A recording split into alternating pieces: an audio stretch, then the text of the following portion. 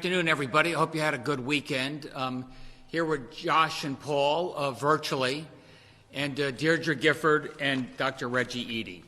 I just got out of a teleconference with Vice President Pence's COVID task force, and his direction to all the governors was very clear. A, get a plan ready for distribution of the COVID-19 vaccine. It's not going to be ready for distribution at the earliest before the end of this year. They were frank about that, but they want that plan now in terms of what those priorities, who's it gets it, how is it going to be distributed. And secondly, we have to build up confidence so people who are vaccine shy have some confidence that when we do this, we're doing it in an appropriate and safe and effective way.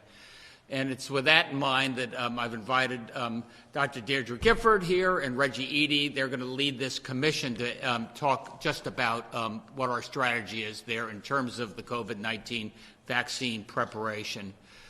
First, let me just give you a brief summary of where we are. It's been a few days since Friday. 497 positive cases, 3 fatalities, 9 fewer hospitalizations, so down about where our average has been. Again, a lot of tests are ramping at about 100,000 tests a week. The positivity rate is about 1.1%. So we sort of stabilized in that 1.1, 1.2%, up slightly perhaps from where we were a month ago. I know a lot of people worried when they saw the spike there for a day. Right now we're at that 1.1%, which I think is a testament of where we are. Let me tell you why it was so important to the Vice President that we continued to build confidence in the process behind the vaccine, not to mention therapies and testing. I obviously thought that perhaps calling it Operation Warp Speed would sort of imply that the election was having an impact on how fast we got this vaccine out, that maybe they were cutting some corners. I looked at the table. I was looking for Dr. Birx and Dr. Fauci, and I think the lesson has been learned, and Dr. Fauci was very prompt to say, hey, look, we've got 6 different companies. They're in third stage of the trials, testing probably 30,000 people, half with a placebo, half with a vaccine. It's a 2-tier test. You take it once, and then you have to have that vaccine a second time. And trying to build people's confidence that we're not going to let anybody cut any corners. We're going to do this only when it's safe and when it's effective. And that's a big piece of what this commission, this advisory group we're putting together is all about, just to reinforce what's coming out of Washington, D.C., the CDC, and also what you hear from the different pharma makers themselves. These headlines give you a little idea of some of the worry we had before. The vaccine will be rushed by political pressure. That was the Washington Post.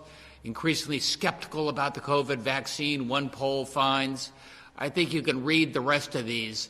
And our job, working with Reg and Deirdre and the team that they're going to put together, is to give people confidence that we're doing this in an appropriate way. Before I get into that, it's just worth noting that other advice we got from the COVID task force down in Washington, they were proud that they were building up their 90-day stockpile as a backstop to the states. And they recommended that states build up to a 60-day stockpile. Those are masks and gowns and gloves and everything we need. And as Josh will tell you, we've got a 90-day stockpile, so we are ahead. Everybody thinking about not just return to college, but more importantly, as the weather gets a little colder outside, as we move into what could be the flu season, as we're informed perhaps by what happened back in 1918, 19, we want to make sure that we're prepared. And I think at this point, Connecticut is well prepared, and the federal stockpile is actually going to be there, and they're much better prepared than happened previously.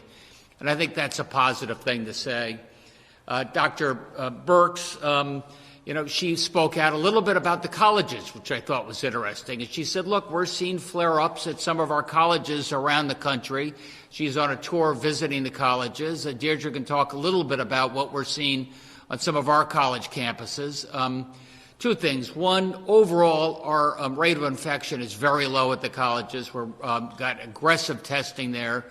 But there are little flare-ups, and there was yet another dorm that had to be quarantined in UConn. So we're watching that carefully. Dr. Birx's recommendation to all the governors is if there is a flare-up, keep everybody quarantined on campus. Don't start sending people home around the country. That's not a bit of advice that they would have. Let me tell you just a little bit more about the Vaccine Advisory Group before I ask Reggie to fill in here.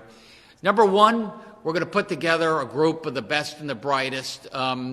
Members to include, not just vaccine experts. You remember we had a fair number of folks on Dr. Koh's scientific committee back when the reopening team. We're going to have representatives of public health and our state agencies, reaching out to the legislative leadership. So each of the caucuses can recommend someone that would be on this committee as well. We have to build broad outreach and confidence behind what we're doing, not to mention labor and advocates, in particular for the highly impacted communities there. These meetings are going to be public. They're going to be fully transparent so that you have confidence. You can hear as we are learning along the way about these vaccines as they're coming along, how they can be administered safely. So number one, the role for this advisory group is to just reinforce what you hear coming out of the FDA, the Federal Drug Administration, in terms of the safety and efficacy of the vaccines.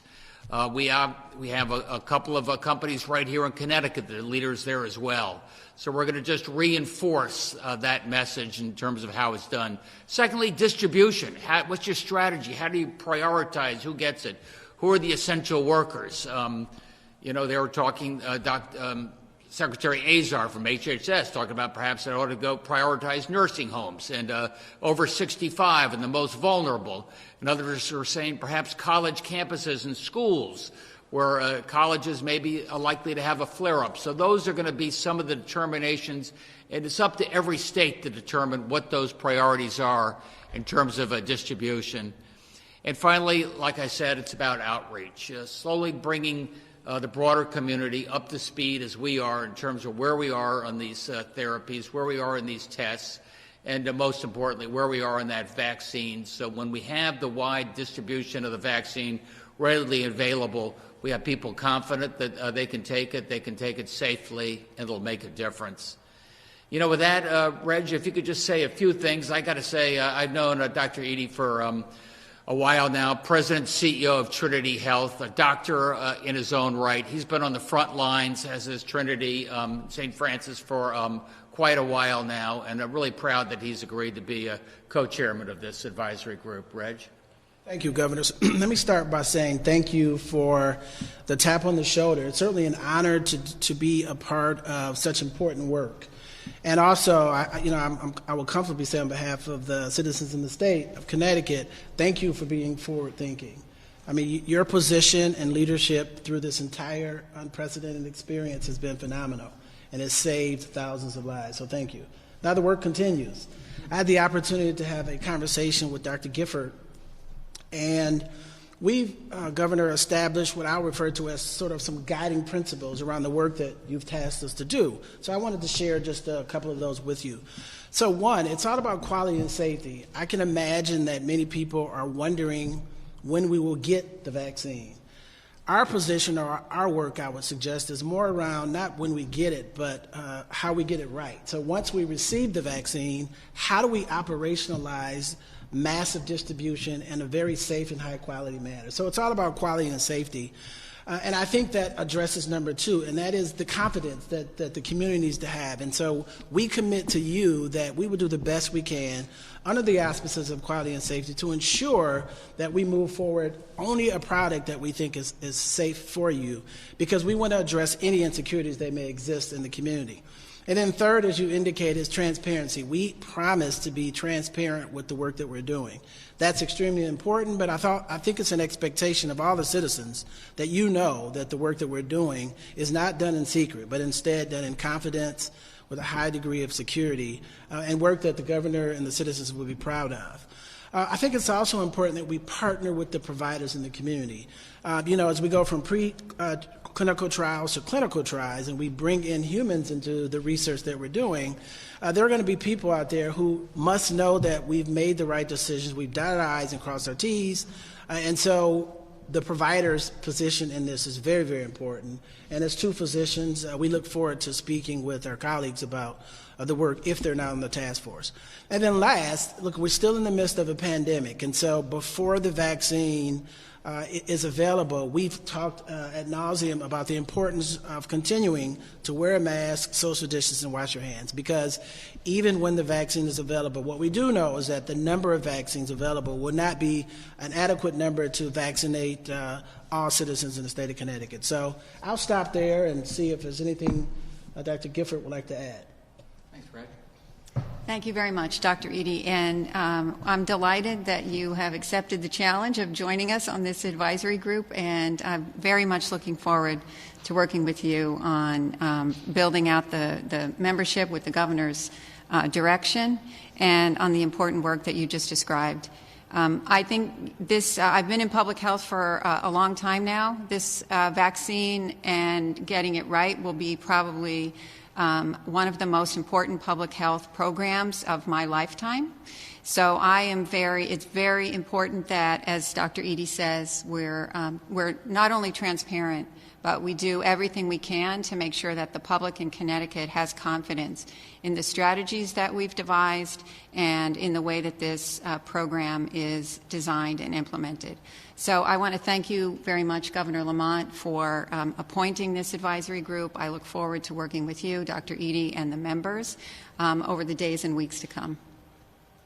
All right, thanks, Deirdre and Reg, and we do have Josh and Paul on board as well, if there are any questions. Channel 3 Eyewitness News. Yes, Governor, I know early on there was challenges with the federal government early on into the response to the virus back in March and April. When it comes to the vaccine, is Connecticut on the same page, or do some of the same issues with working with the federal government still exist? Look, I think the Vice President's COVID task force with Dr. Birx and Dr. Fauci and Dr. Gerard has been pretty helpful, and got more helpful by the month. I like the tone of the message I heard today, that we're not trying to rush out a vaccine, leave the politics at the door, and let's focus on getting a safe and effective vaccine available as soon as we can. Let's work together in terms of how we distribute this, and that's why I'm really proud that we've got our advisory group putting together. A brief question for the panel. When we're looking at some of the school-based cases here in Connecticut, we're seeing a lot of the middle and high schoolers being impacted. Do we have an idea of what's behind that trend? I'm not sure about the middle. Any thoughts on that, Deirdre? It's reflective of the general trend we've been seeing in Connecticut and our age distribution of COVID cases over the last couple of months. You've been hearing the governor talk about this. And at the beginning of the pandemic, this was mostly an illness affecting older individuals, and we've seen a marked shift. So I think the fact that you're seeing cases in adolescents is reflective of just the general trend that not only Connecticut is experiencing, but the whole country.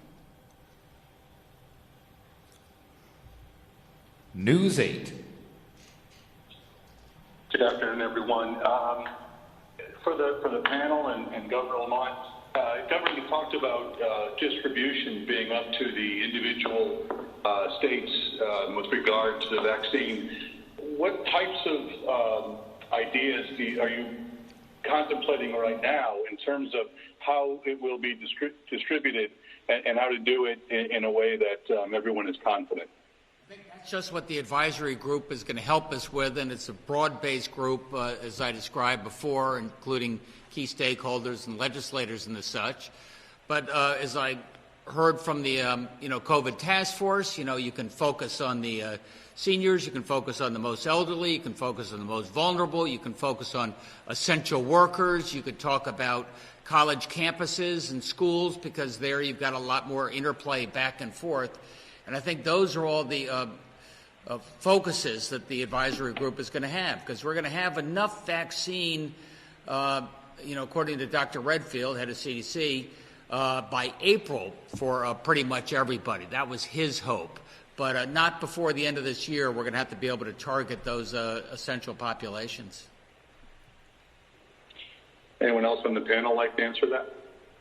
No, I think that's right. I mean, what we understand one of our responsibilities to be is answering the question, how do we triage or how do we prioritize the distributions as we understand the amount that comes into the state? So we will be finalizing our plans in the very near future, and I think we have a meeting coming up in early October as a starter. Yeah, so what I would say about that is there will be a beginning phase, as the governor said, of this vaccine distribution, where not everyone will be able to access a vaccine on day one. And so making clear how that process will happen is one of the major tasks that he's charged the advisory group with, and making clear how those decisions were made.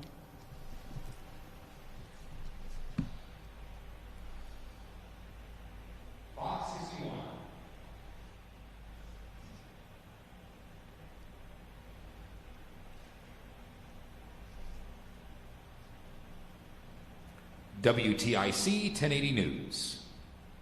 Hi, this is for the doctors. What can we look for in precedent as far as distribution of vaccines? Polio, malaria, has anything ever been done to the scale this is going to be needed in the U.S.? Yeah, so to my knowledge, there has not been, these are unprecedented times in any form of the imagination, from the pathology around or the way that this virus causes illness, the distribution of the illness, and of course the vaccination process. So I think this is all uncharted territory, but we're up for the task and looking forward to getting it right. We have some experience we can look to from the H1N1 flu back a decade or so ago, and that will help, looking at those plans and how those things rolled out.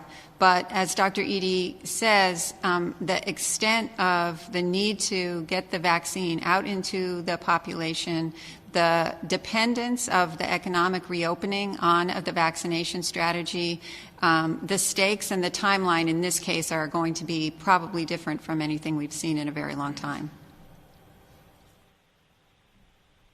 Thank you. NBC Connecticut.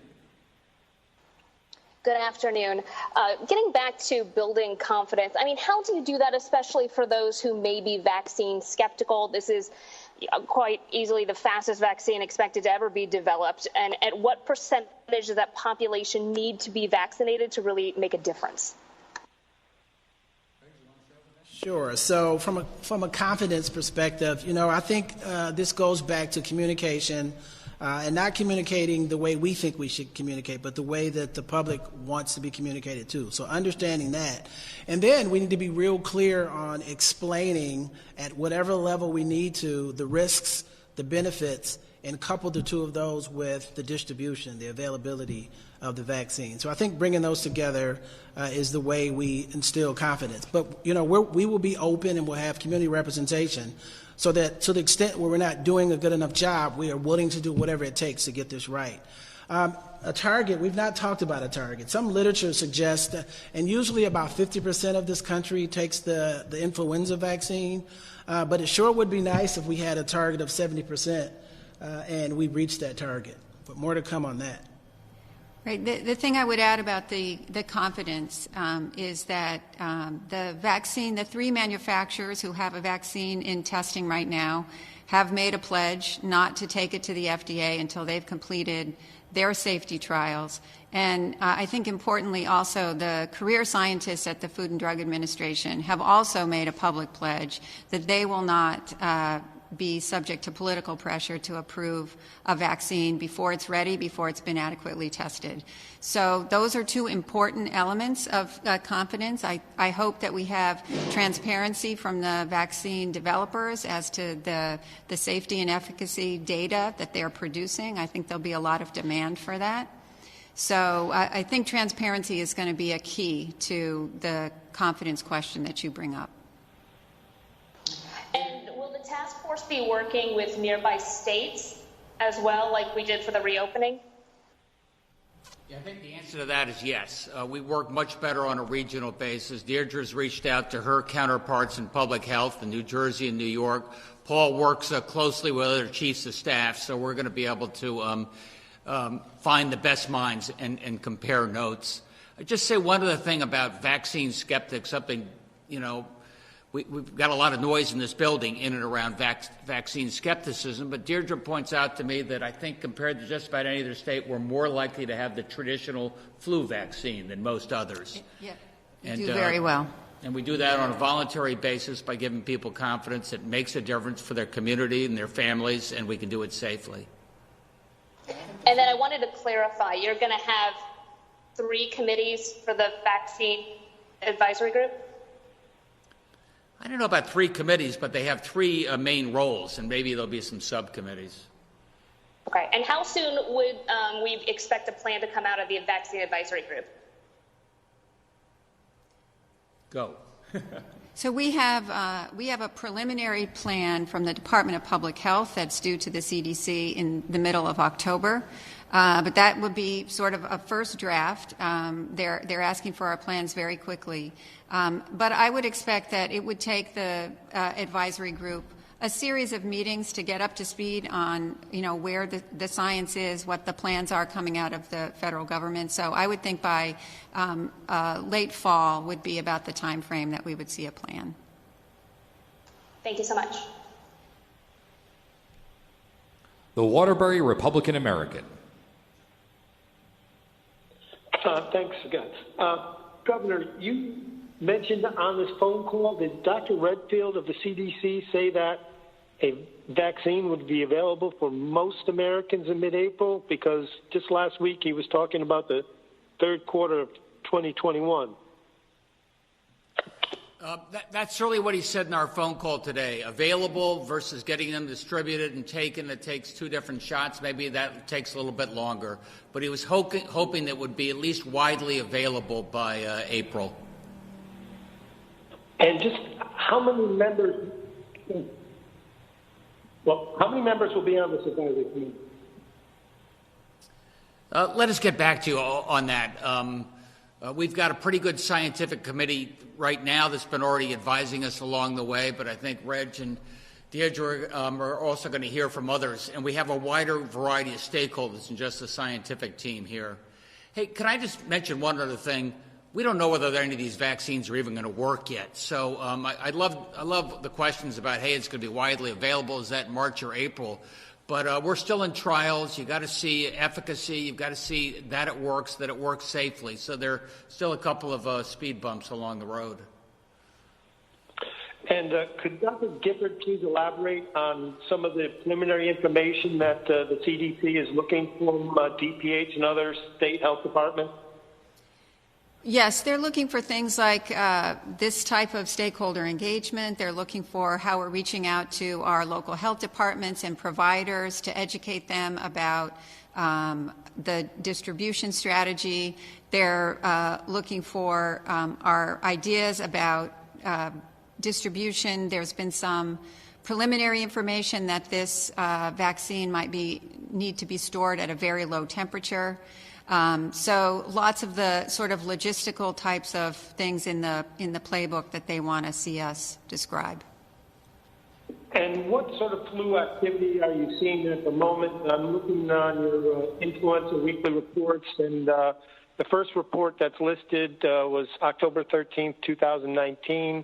And at that point, let's see, there were 32 hospitalizations.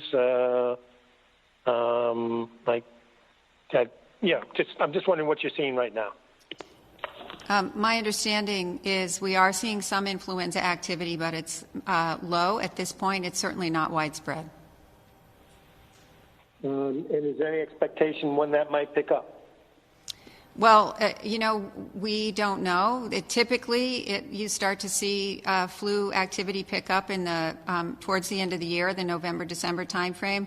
The 2020 flu season was a little bit late. We saw a lot of cases in January and February of this year. The Southern Hemisphere has seen a very minimal influenza season this year, so we don't have a crystal ball, but we need to plan for a typical year, which would be late fall and early winter. Okay, thank you very much.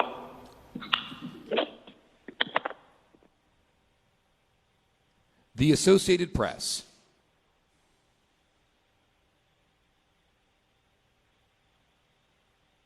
The Hartford Courant. Hi, everybody. I think all my vaccine questions got taken, so I'll go a different direction. Since our positivity rate has kind of stabilized, as you guys said, at a higher amount, and we are seeing more and more of these cases coming from schools of different levels, you said last week you thought it was too early to say that schools were connected in any way with the rising numbers. Do you still think that's the case, or do you think it's possible that schools are contributing to the numbers that we're seeing?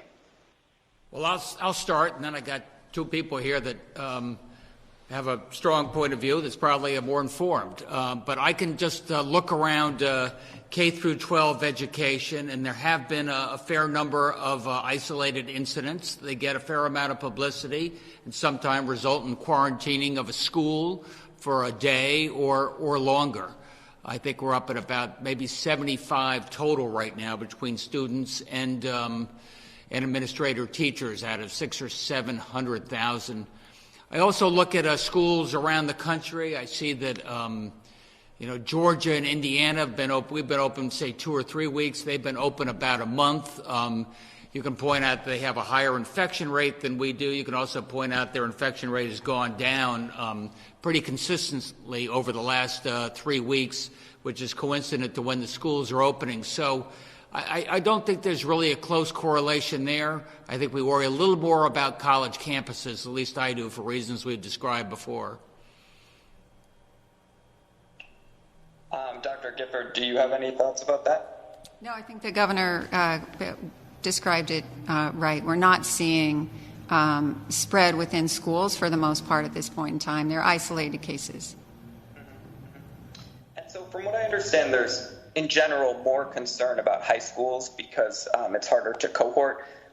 So, Governor, you've been very clear that you don't think that schools should close for just a few cases. Does that guidance differ at all in your mind if you're talking about a high school as opposed to an elementary school? I think it does.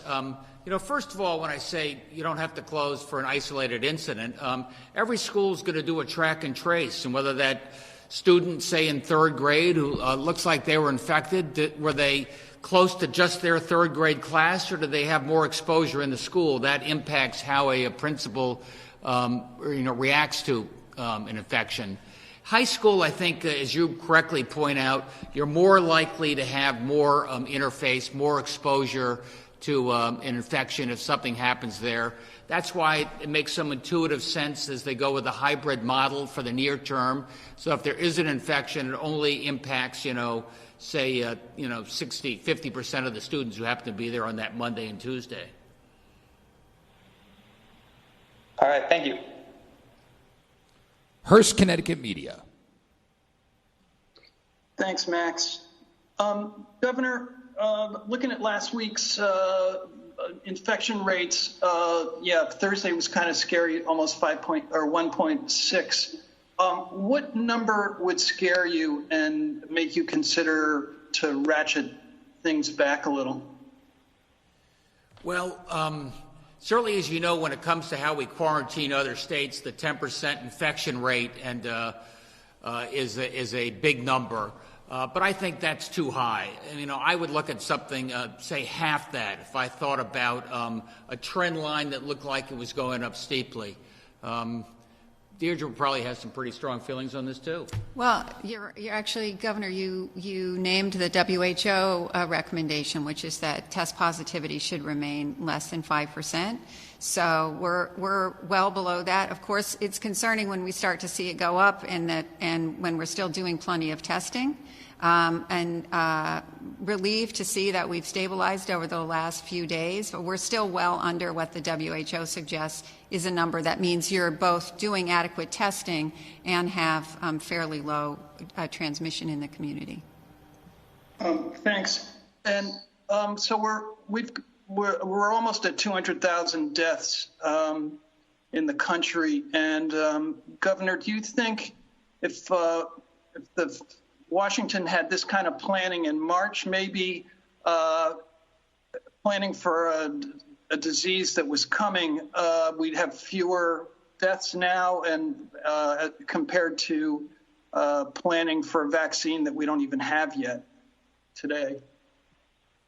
Yes, I'm afraid that's the inevitable truth. I mean, if we had gotten more direction in terms of wearing the mask, how serious that is, if we had a better stockpile in terms of masks and availability there, if we had just taken this, all of us, seriously, we took it seriously as states, I think, really took the lead on this. But lives could have been saved if everything had gotten going sooner. As I mentioned before, you know, it's now that we have a national stockpile. Now they have the masks. Now they have the vents. Now we've got the disinfectant. We didn't really have that back then, but we do now, so we're much better prepared going forward. But lives were lost unnecessarily. Thanks, Governor. Thanks for reminding us that the anti-vaxxers descending on the Capitol also earlier this year. Could I ask you one more thing? It looks like Betsy DeVos is targeting transgender athletes. Are we prepared? Is Connecticut prepared to protect transgender athletes? Look, we are. The idea that they're going to come in, the federal government, and politicize this really tough personal situation 6 weeks before an election, I just find shocking. And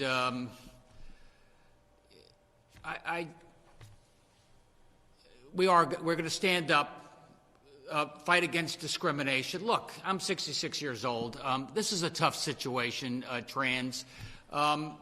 I have to talk to my kids about it, just like I talked to my mom when it was about gay marriage 15 years ago. And I said, I don't want the federal government dictating who can get married and who's in love. And she said, I hear you, but I'm not there yet. And we're going to work through this as a state. But I don't need the heavy hand of the federal government coming in and penalizing schools and shortchanging kids to do this. I think we're going to do this at the community level. We're going to figure this out with our leagues. And I just wish the federal government would butt out on this subject. Leave our kids alone. Thanks, Governor. CT News Junkie. Thanks, Max. While we're on the topic of vaccines, and there's a special session later this week, why would not part of that special session be legislation to eliminate the religious exemption for childhood vaccinations? Whoa. Well, I'll start on that. At this point, you know, Deirdre's convinced me pretty effectively that, look, when it came to the flu vaccine, we're sort of the 5th highest in the country, people willing to do the flu vaccine. And I'm trying to build people's confidence to take the COVID-19 vaccine. And that's why I've got these two people I'm sitting here right now, to make sure you know we're not going to let anything get out into our greater population until the smartest of the healthcare community in this state, not to mention in Washington, D.C., says it's the right thing to do. I think this is no time to be talking about heavy-handed mandates. I think we're going to build people's confidence that when we do the vaccine, we can do it safely and keep you all safe. Okay, is it a heavy-handed mandate for a childhood vaccine, not the COVID vaccine, other childhood vaccines? Going back to, you know, measles and polio and all those traditional vaccines, you're right. I worried about the fact that the number of people choosing not to get vaccinated, religious exemption or otherwise, was going up. And I think that is something that at some point we look at in the future. But right now, I want people to build up the confidence using stakeholders, using community activists, and led by scientists to give people confidence that if and when the COVID-19 vaccine is available, people will take that voluntarily. Thank you. Connecticut Public Media.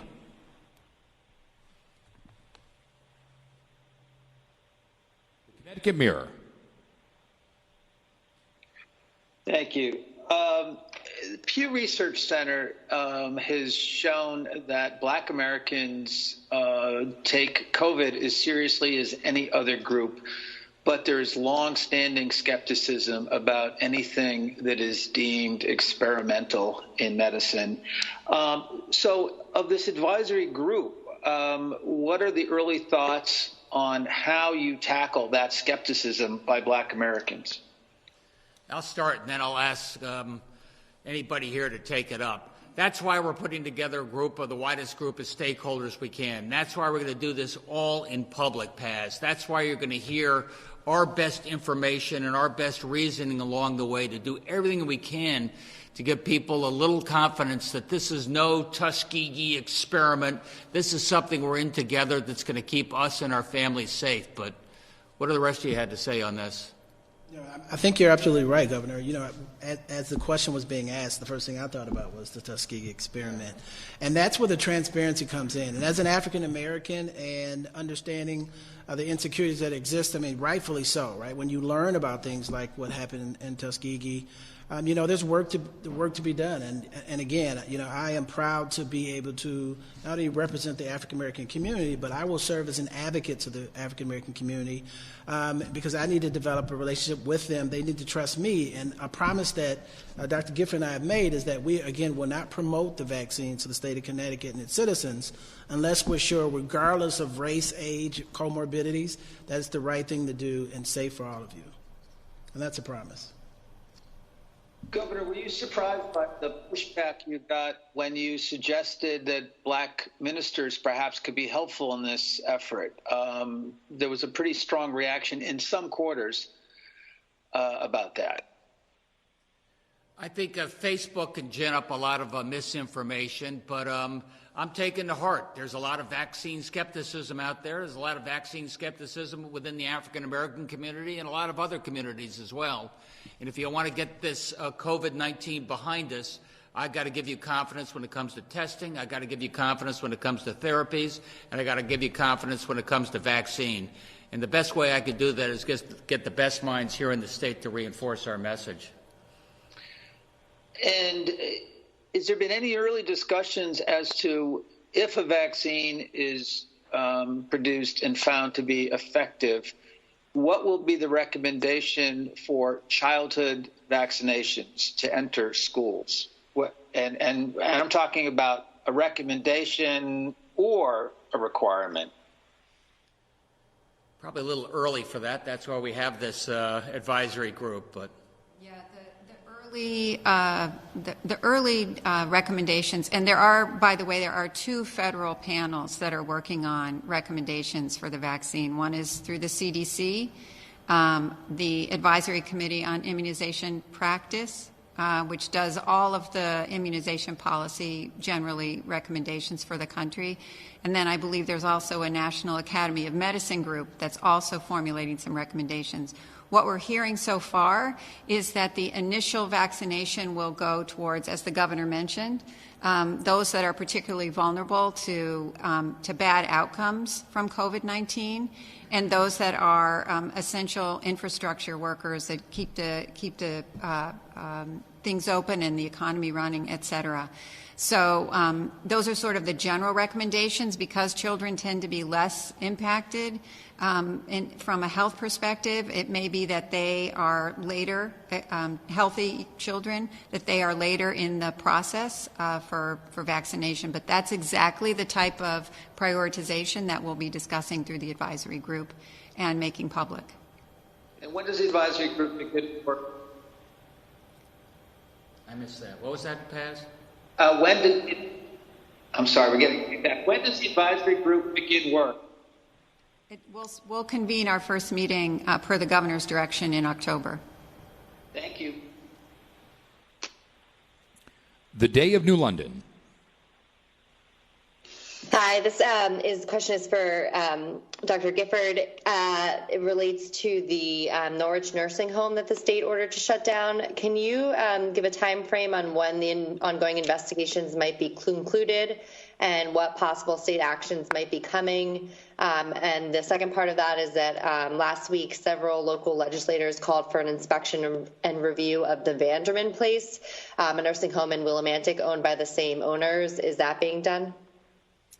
So with respect to your first question, the initial results from our inspections from the federal inspections are available publicly.